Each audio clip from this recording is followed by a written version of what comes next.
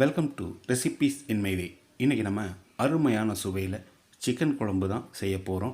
வித்தியாசமான சுவையோட சாதம், சப்பாத்தி, பரோட்டாவுக்கு பொருத்தமான இந்த சிக்கன் குழம்பை எப்படி செய்கிறது, இதுக்கு தேவையான பொருட்கள் என்ன பார்க்கலாம் வாங்க.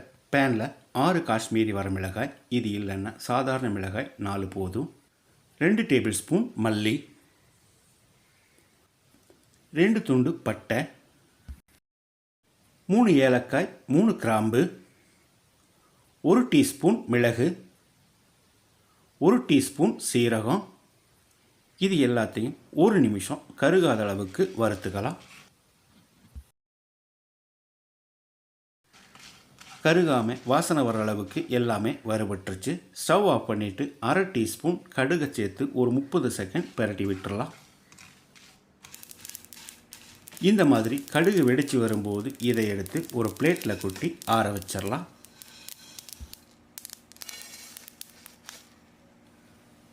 நம்ம வறுத்த இந்த மசாலா ஆறிடுச்சு. இதை மிக்ஸி ஜாரில் போட்டுக்கலாம். இதோட 6 பல் பூண்டு, 1 இன்ச் அளவுக்கு 3 துண்டு இஞ்சி. முதல்ல இதை கொரகொரப்பாக அரைச்சி எடுத்துக்கலாம். கொரகொரப்பாக அரைச்சி எடுத்துட்டோம். இதில் 2 டேபிள் ஸ்பூன் அளவுக்கு கெட்டியான புளி கரைசல், 1 டேபிள் ஸ்பூன் வினிகர், 1/2 கப் அளவுக்கு தண்ணி சேர்த்து நைஸாக அரைச்சி எடுத்துக்கலாம். வாணலியில் 2 table spoon sunflower oil, 200 gram அளவுக்கு 2 பெரிய வெங்காயம் பொடியாக நறுக்கினது. வெங்காயத்தை கண்ணாடி பதத்துக்கு வதக்கினாலே போதும். வெங்காயம் கண்ணாடி பதத்துக்கு வதங்கிருச்சு. 1/2 கிலோ சிக்கன் க்ளீன் பண்ணி எடுத்து வச்சிருக்கேன். இதை வாணலியில் போட்டுடலாம். 2 நிமிஷம் இந்த சிக்கனை ஃப்ரை பண்ணிக்கலாம்.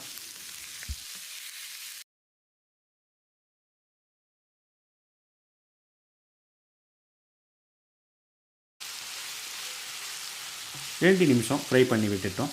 200 கிராம் அளவுக்கு 3 தக்காளியை பேஸ்ட்டாக அரைச்சி எடுத்து வச்சுருக்கேன். இதை ஊற்றிடலாம்.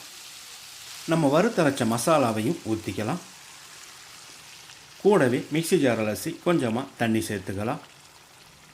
தேவையான அளவுக்கு உப்பு சேர்த்துக்கலாம். நான் 1/2 டீஸ்பூன் உப்பு சேர்க்கிறேன். பத்தலைனா மறுபடி கூட போட்டுக்கலாம்.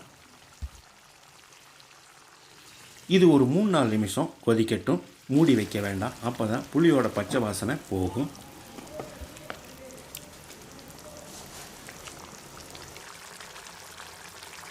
புளியோட பச்சை வாசனை போகிற அளவுக்கு கொதித்து வந்துடுச்சு. இப்போது இதை ஒரு தரம் கலந்து விட்டு மூடி வச்சிடலாம்.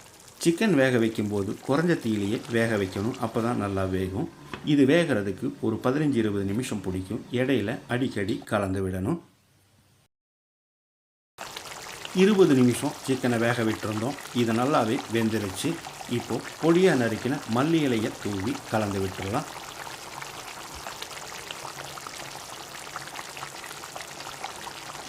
இந்த குழம்புல புளி சேர்த்துருக்கிறதால நம்ம ஒரு 1/2 டீஸ்பூன் சர்க்கரையை சேர்த்துக்கலாம்.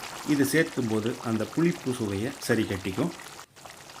காரம், புளிப்பு, இனிப்பு எல்லா சுவையும் கொண்ட இந்த சிக்கன் விண்டாலுவை இதே மாதிரி இதே அளவுகளோடு நீங்கள் செய்து பாருங்கள். இந்த வீடியோ பிடிச்சிருந்தா லைக் பண்ணுங்கள், கமெண்ட் பண்ணுங்கள், ஷேர் பண்ணுங்கள். சப்ஸ்கிரைப் பண்ணாதவங்க சப்ஸ்கிரைப் பண்ணுங்கள். மறக்காமல் பெல் பட்டனை கிளிக் பண்ணுங்கள்.